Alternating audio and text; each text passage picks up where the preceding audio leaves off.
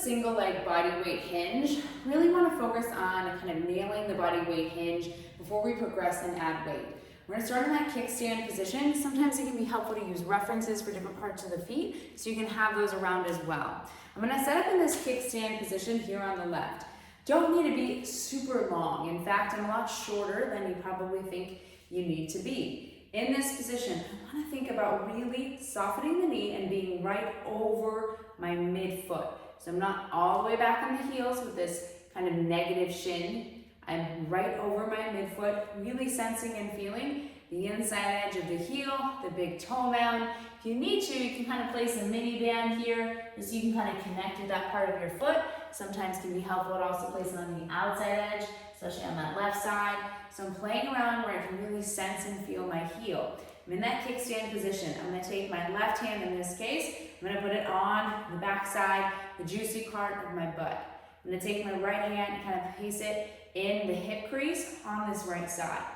As I come down into my hinge, I want to think about staying long, as if I had a unicorn on the top of my head and kind of a stick on my butt.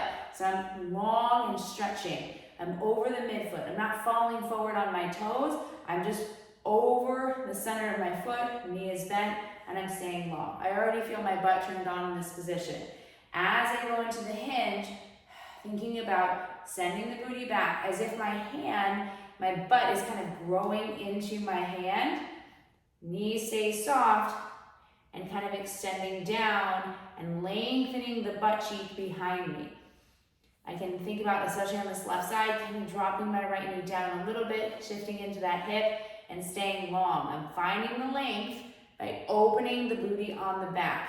As I come up, I press through the inside edge of my heel, my big toe mound. I have my pinky toe mound connected, and I come through, extend the hip through, and watch that I don't lock out through the knee. Coming and presenting the hip forward.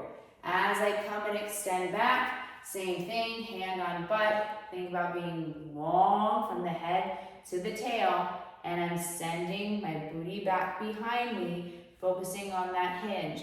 And I want to think about knee stay soft, weight over midfoot. I'm opening my butt and finding the length through the glute, not by arching through my rib cage, extending through my low back, and finding that length from the glute. You should feel the glute as you come through, pressing and finding the inside edge of the heel, connecting with the big toe mound, watching that you're not just falling forward onto your toes, but you're staying heavy in the heel. So once again, on this left side, thinking about staying long sometimes can be even helpful. Have a foam roller out there if you need it, and thinking about knee soft, weight over midfoot, and I'm thinking about extending the booty behind me. As I do this, long and driving up. A couple things. We want to find this length in the butt cheek as we extend back. What this can look like is that we're rounding through the low back, or we're just finding the length from the hamstring, not the actual butt cheek. So as I extend back, thinking about this connection, rib cage to pelvis, not flaring, not overarching or over tucking and rounding through the back. And I'm keeping this stack and feeling the length in the butt cheek as I come back, and then presenting and coming through with the hip as I drive through my foot and come forward. When you think about the right side, on this right side, the setup is the same, hand on the right butt cheek.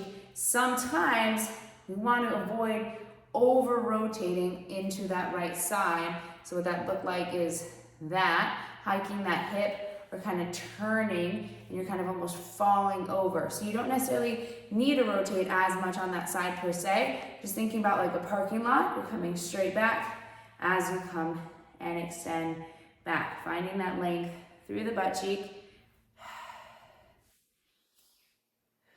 Weight over that midfoot, thinking about being long. And then as you come up, bringing and extending the hip through to stand. So from the side on the left, the setup is very much the same, pushing through, connecting with the foot, being over that midfoot, booty cheek spreading, nice and stacked. Extend back. And then as you come forward, thinking about the hip coming through. So that is your body weight kickstand hinge.